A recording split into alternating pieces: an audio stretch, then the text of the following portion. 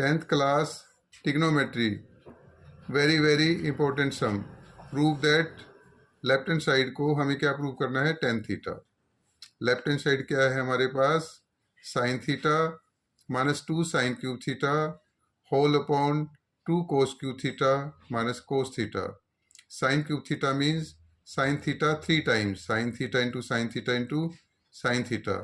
और cos cube theta means cos theta 3 times, cos theta into cos theta into cos theta. और numerator में से हम क्या कॉमन लेंगे, sign theta. Sine theta upon sine theta 1 minus 2 sine cube theta में से जब साइन थीटा कॉमन लेंगे तो क्या बचेगा, साइन थीटा 2 टाइम्स बचेगा. तो sine cube theta upon sine theta sine square theta whole upon में से क्या कॉमन लेंगे, कोस थीटा. जब कोस थीटा हम कॉमन लेंगे तो क्या बचेगा 2 cos cube theta upon cos theta क्या होएगा, कोस स्क्वायर थीटा. फिर कोस cube theta means cos theta 3 times, तो 1 टाइम कॉमन ले लिया तो क्या बचेगा 2 टाइम. तो 2 टाइम कोस थीटा क्या लिखते हैं, कोस के theta minus cos theta upon cos theta 1. Sine theta upon cos theta क्या होता है, tan theta. Sine theta upon cos theta क्या होता है, टेन थीटा. बाकी न्यूमरेटर की वैल्यू सेम लिख देंगे, 1 माइनस 2 साइन के थीटा. न्यूमरेटर की वैल्यू सेम लिख देंगे, 2 कोस के थीटा माइनस 1. हमें क्या प्रूव करना है, टेन थीटा. तो टेन थीटा तो जब भी प्रूव होएगा क्योंकि टेन थीटा इंटू 1 क्या होता है, tan theta. Ten theta into 1 क्या होता है, टेन थीटा. और इसकी वैल्यू 1 जब ही आएगी जब न्यूमरेटर और डिनोमिनेटर की वैल्यू क्या होगी, सेम. इसकी वैल्यू 1 जब ही आएगी जब न्यूमरेटर और डिनोमिनेटर की वैल्यू क्या होगी, सेम. लेकिन डिनोमिनेटर में तो हमारे पास कोस के थीटा है और न्यूमरेटर में क्या है, साइंस के थीटा.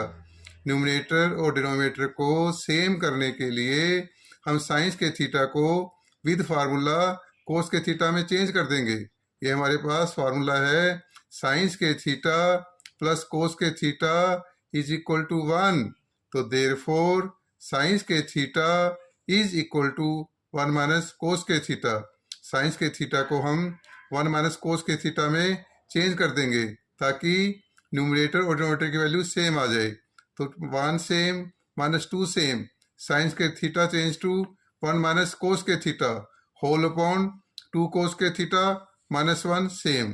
तो अब क्या आएगा next step, tan theta same, 1 same, minus 2 into 1 minus 2, minus 2 into 1 minus 2. और माइनस 2 माइनस कोस के थीटा क्या हो जाएगा, minus minus plus, minus minus plus, minus 2 minus cos के थीटा क्या आ जाएगा, 2 कोस के theta whole upon denominator is same, 2 cos के theta minus 1. Tan theta is same.